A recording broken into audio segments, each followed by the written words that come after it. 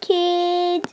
This is Princess Readaloud and The Taste from Kids Reading Corner 207. And today we're going to read The Princess Exchange. This story is by Annie Marie Ryan. From the book Don't Kiss a Frog, Princess Stories with Attitude, chosen by Fiona Waters. Once upon a time, there was a princess named Jane. You'd probably never guess that she was a princess.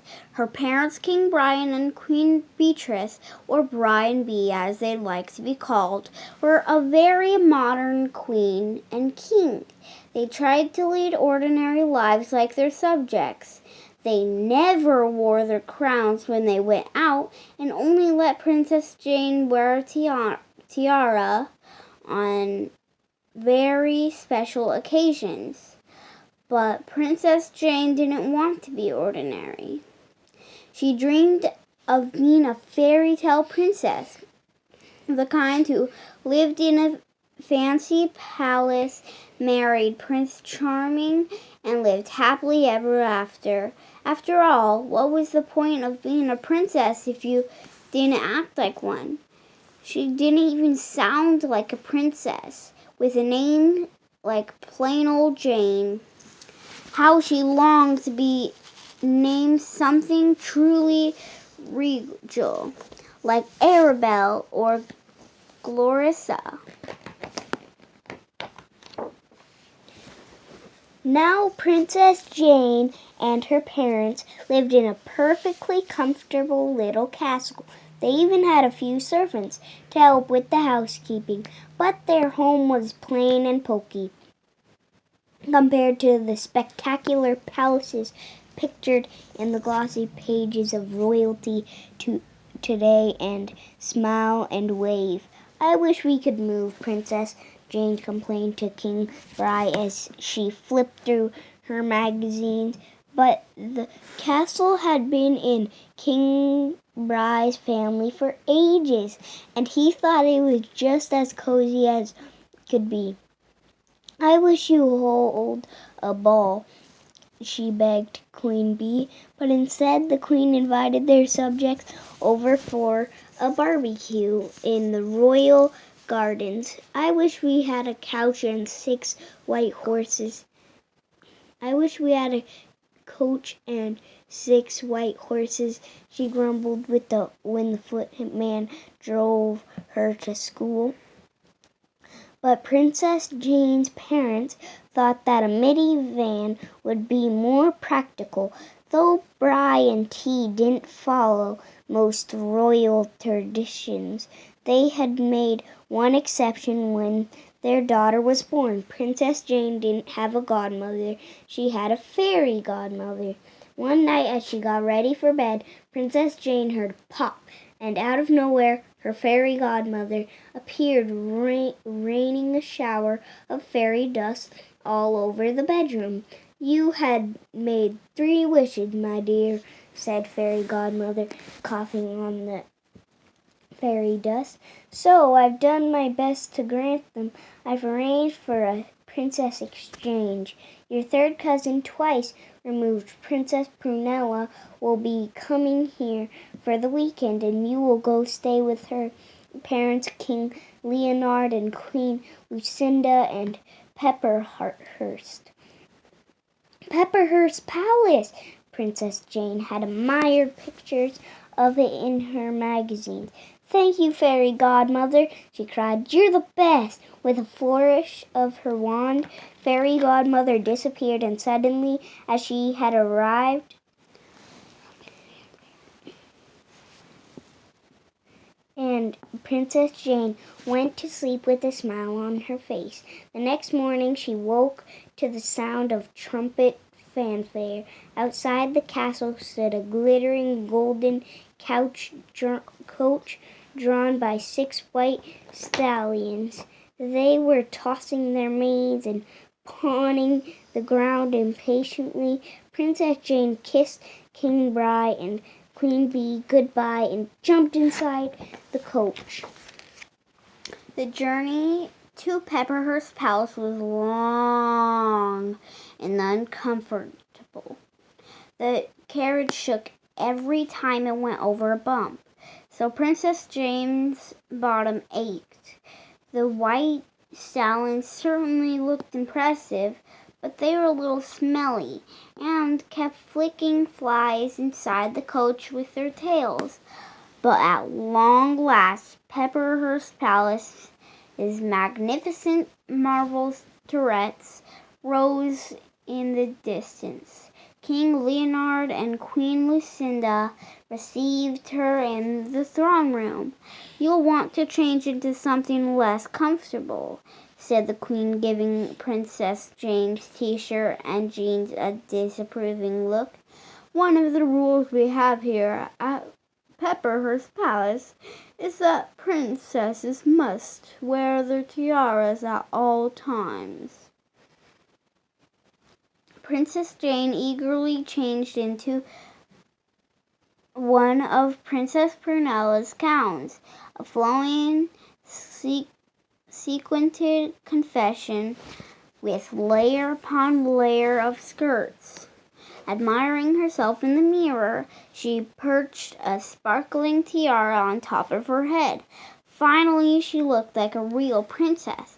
Princess Jane wandered into the drawing room, planning to watch her favorite cartoons on television. "No time for that common nonsense," scolded Queen Lucinda.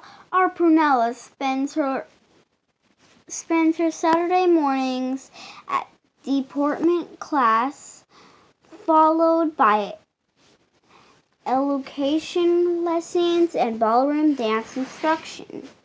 By the end of the day, Princess Jane's head hurt from all the lessons and from a too tight tiara.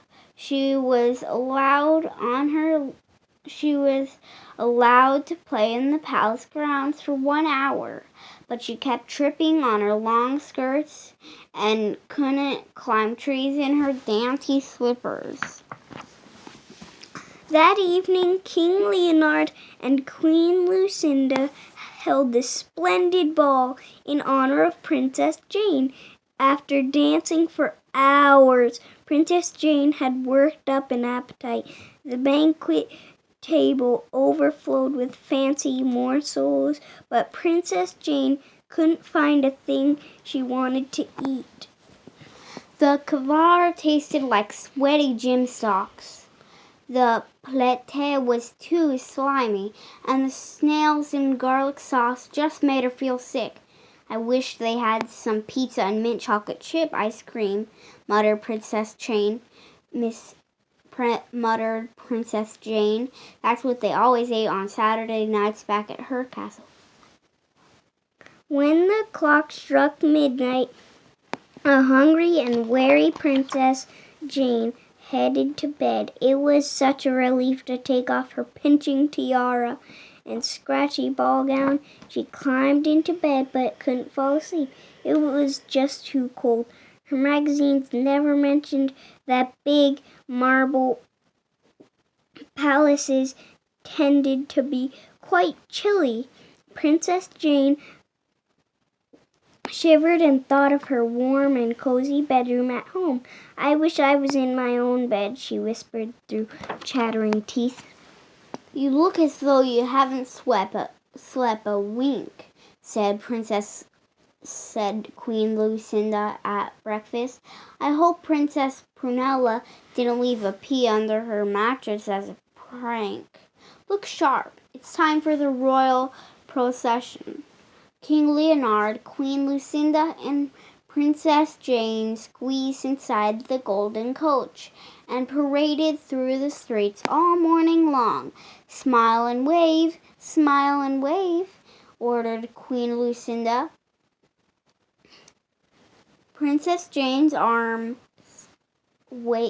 ached and her cheeks were sore from forcing a smile.